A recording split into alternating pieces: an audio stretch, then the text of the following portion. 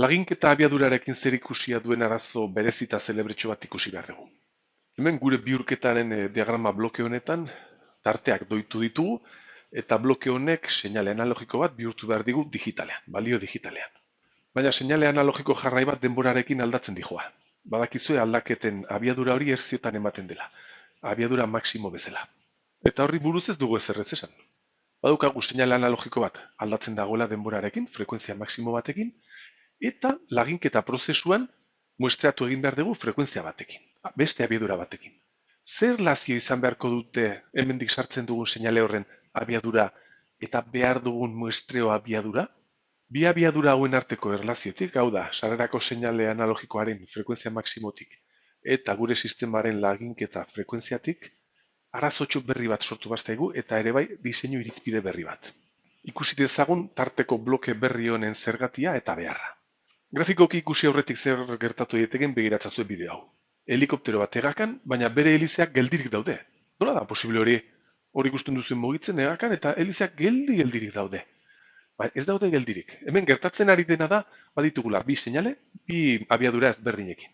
Bata izan behar da helizeen abiadura angularra, eta bestea izan behar da gure kamararen fotograma hartzeko abiadura. Eta gertatzen ari dena da, bi seinaleak, bi abiadura angular horiek sinkronizatuta daudela.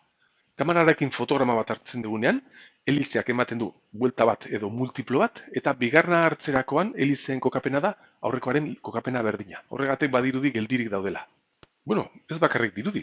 Irudian, geldiri daude.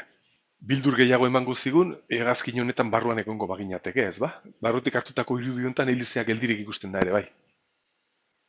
Sakondu ezagun orain bai hemen zer gertatzen ari denarekin. Seinale sinusoidal honek irudikatu behar du gure seinale analogikoaren abiadura maksimoa. Badakizue, seinale hori egon daitekela aldatzen beste forma batekin eta geldiago. Eta honek irudikatu behar duela bere frekuentzia maksimoa. Eta hau lagintzea nahi dugu, muestreatzea nahi dugu, orduen galdera da, ze abiadura behar dugu, hau ondo muestreatzeko. Puntu gutxi hartzen badugu, informazioa galtzen dugu. Abiadura handia erabiltzen badugu, gure sistema ere garestiago izan behar da. Non dago muga? Begira, hemen adibidez muestreatuko bagenu periodo bakoitzean punto bat argi da periodo guztia galdu behar dugula.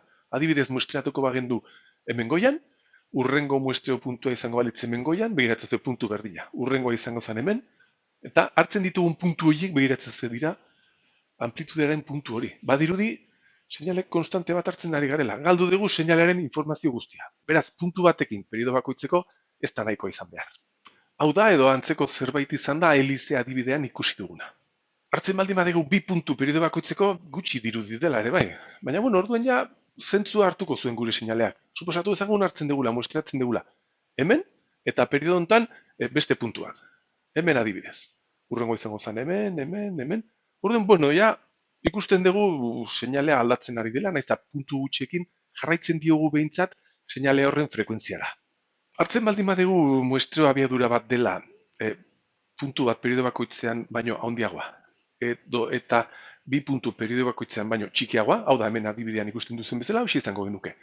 Hemen hartzen dugu puntu bat. Urrengo hartu behar dugu, hemen baino azkarrago, baina hemen baino geldiago. Hemen adibidez.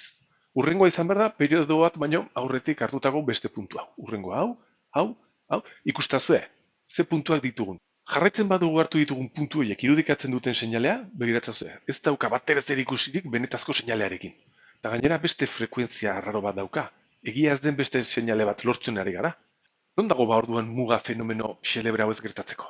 Ba gure seinalearen frekuentzia baldin bada FA, bere frekuentzia maksimoa baldin bada FA, laginketa edo muestreo frekuentzia izan beharko da gutxienez bikoitza. Bestela horiz bada betetzen, gure frekuentzia edo gure laginketa frekuentzia baldin bada gure seinalearen bikoitzaren balioaren baino txikiagoa, fenomeno hau izan behar dugu bai ala bai. Zeharo gezurra den seinale bat neurtu behar dugu. Ez duena zer ikusirik benetazko seinalearekin. Fenomeno bitxi honi aliasin esaten zaio ingelesez. Eta gertatu behar zaigu gure laginketa frekuentzia honen bikoitza seinalearen bikoitza baino txikiago denean. Eta egoera hau baldin badaukagu, neurtu behar dugun gezurrezko seinale honen frekuentzia edo abiadura izan behar da hauxe. Laginketa frekuentzia ken seinalearen frekuentzia. Kontuan izan eta gogoratu, seinale hau sortu behar zaigula, aliasin seinale eta edo frekuentzia hori, sortu behar zaigula hau betetzen denean bakarrik. Laginketa frekuentzia altua baldin bada, ez da horrelaxeko seinalerik sortzen. Egin ditzagun orain zenbaki batzuk eta ikusi zer gertatzen den adibide mekaniko honetan. Gurpil hau dago biraka lurraren gainean eta ematen du buelta oso bat 9 segundo bakoitzeko. Beraz, bere frekuentzia izan behar da 1,9, 0,111 hertzio. Orain gurpil hori hartu behar diogu, argazki bat, fotograma bat, 7 segundo bakoitzeko. Orduan hartu behar ditugun argazkiak izan behar dira posizio hauetan, hemen ikusten dituzuen horietan. Fotograma hauen abiadura, edo frekuentzia izan behar da 1,7, 0,153 hertzio. Ez duela betetzen jatorriko seinalearen edo jatorriko sistemaren abiaduraren bikoitza izatea. Beraz, aliasin fenomeno bat izan behar dugu. Eta egia da bai, begiratzen badituzu hartu ditugun argazkiak, badirudi gurpilak buelta ematen duela bestaldera eta frekuentzia edo abiadura motelago batekin. Bideo bezala ikusten ari garen gurpilaren abiadura motel hau izan behar da gure kamararen abiadura 0,153 hertzio, ken gurpilaren benetazko abiadura 0,111. Dela 0,032 hertzio. Abiadura hau baino motelagoa. Egoera honetan ikusi behar dugu gurpila atzeraka biraka 31 segundo bakoitzean buelta bat ematen. Aliasin fenomenoa izan dugu, gezur haundi bat sortu zaigu arazo honengatik. Bideo hontako gurpila biraka jarrita ikusi dezakegu zirkulo bakoitzaren abiaduraren arazoa aliasin fenomenoarekin. Nola saiestu behar dugu orduen aliasin arazo hau gure analogiko digital bihurgailuan? Seinale analogikoak badauka abiadura bat eta hemen muestratu beharko dugu beste abiadura batera. Hartu behar dugun irizpidea hauxe izan behar da. Laginketa edo frekuentzia muestreoa izan behar da. Seinalearen frekuentzia maksimoa bidera 10 edo bidera 20 baino handiagoa. Eta bigarren gauza bat egin behar dugu. Badazpada, onutza elegatzen den seinalea garbitu egin behar dugu, filtratu egin behar dugu. Aliasin fenomenoa ez da gertatzen bakarrik seinalearekin. Posible da onutza elegatzea ere bai seinalea eta interferentziaren bat. Eta interferentziak frekuentzia altukoak direnez, posible da honen erdia baino altuago izatea, eta muestreatzerakoan posible da aliasin frekuentzia gezur bat sortzea ere bai interferentzia horren ondorioz.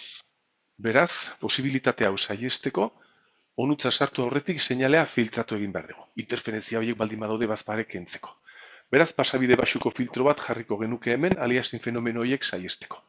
Horrela, egoera honetan, pasabide baxuko filtro hau diseinatzeko irizpidea hartu behar dugu. Bere ebakidura frekuentzia izan behar da laginketa frekuentzia 10. Beraz, gogoratu.